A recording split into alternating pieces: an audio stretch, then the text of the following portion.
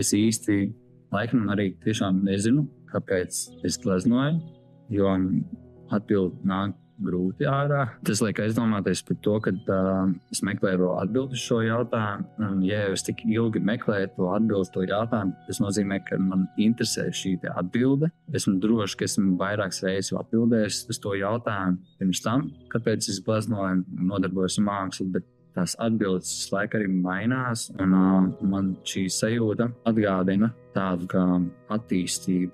Ja tā pastāsta atpakaļ, rodas aizdomas arī, ka daļai vainīga ir mana mamma, jo bērnībā mamma stāstīja tādu stāstījumu, kad viņa vēlējās iestāties mākslas akadēmijā, bet viņa nogulēja iestāju eksāmenus, un tā arī nekad neiestājās. Jo viņa saprata, ka tā ir zīme kaut kāda viņai. Es varbūt tagad kļūdos atstāstot, bet tā es to atceros. Bet viņa īstenoja savu sapni, kļūstot par vizuālās mākslas skolotāju. Joprojām viņa arī strādā. Viņa strādā arī tad, kad es uzsāku savu ceļu mākslas skolā, un es arī pabeidzu. Un tagad es arī strādāju skolā.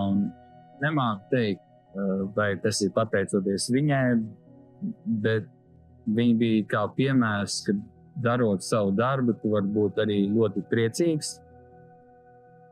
Man liekas, pilnīgi pretēji, ka tā māja ir vairāk tāda zerganīga, un tas asfalts ir vairāk tas sārts.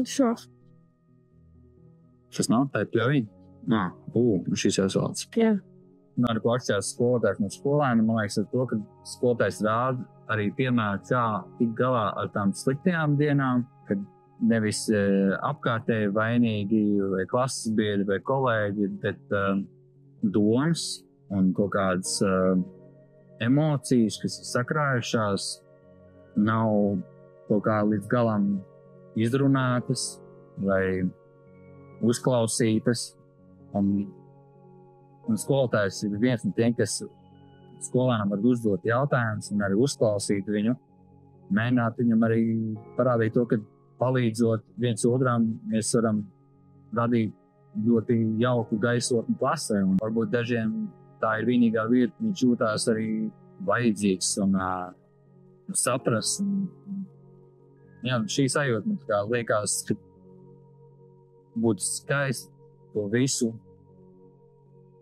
sniegt tiem bērniem, lai viņi vismaz nākotnē to pasauli veidot mazāk sāpīgi.